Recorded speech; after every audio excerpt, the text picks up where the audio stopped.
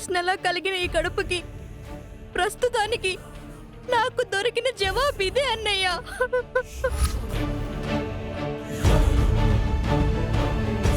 ఇప్పటి వరకు ఆ అఖిలాండేశ్వరి అపార్థాలతో అవమానాలతో మా అమ్మని బాధ పెట్టింది. ఇప్పుడు ఏదో కారణం దొరికింది కదా అని నా చెల్లి మీద కూడా తన అక్కసు ఆక్రోశం చూపిస్తుంది అంకుల్. అమ్మ మీద పడ్డ నిందని చెరిపేసి ఆ అఖిలాండేశ్వరికి మా అమ్మ విలువేంటో తెలియజేద్దామని ప్రయత్నించి మా నాన్న హత్యకు సంబంధించిన ఆధారాలు దొరక్క ఇలా చేతగాని వాడిలా మిగిలిపోయాను. ఆ ఆధారాలే నేను సంపాదించుండుంటే మా అత్తయ్య మమ్మల్ని ఇలా టార్గెట్ చేసేది కాదు. నా చెల్లెల్ని ఇంతలా అవమానించేదే కాదు. మా అమ్మకి చెల్లికి నా వల్ల ఏం లాభం కలిగింది అంకల్? నేనుండి కూడా వాళ్ళు ఇలా కన్నీళ్లు పెట్టుకుంటున్నారంటే నేనున్నా లేనట్టే కదా అంకల్. అయ్యో, అంత మాట అనుకు బాబు. ఫలితం దక్కనంత మాత్రాన ప్రయత్నం తప్పవుతుందా?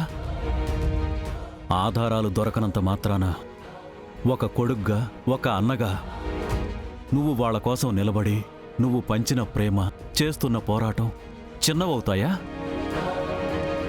పైగా ఇంట్లో ఇన్ని బాధలున్నా కూడా ఫ్యాక్టరీలో ప్రతి కార్మికుణ్ణి కూడా నీ కుటుంబంలా భావించి వాళ్ళ కుటుంబాల్లో కన్నీళ్లు తుడిచి చీకట్లు దూరం చేసిన పుణ్యం ఊరికే పోదు బాబు. నా మాట నమ్ము.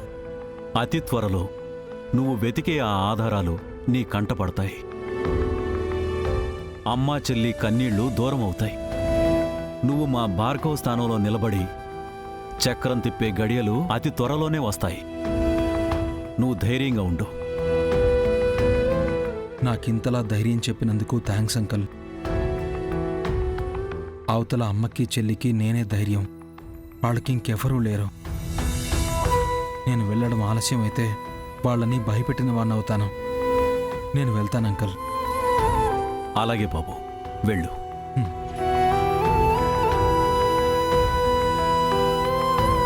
వెళ్ళు బాబు, వెళ్ళు. ఇప్పుడు నేను ఫ్యాక్టరీకి వెళ్తున్నాను.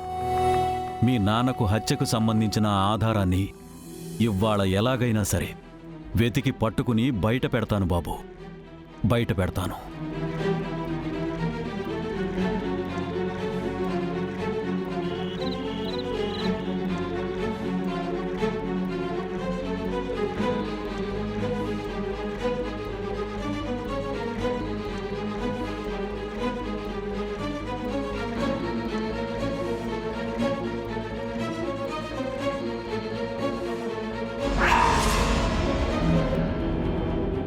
ఇతనేంటి ఈ టైంలో వచ్చాడు?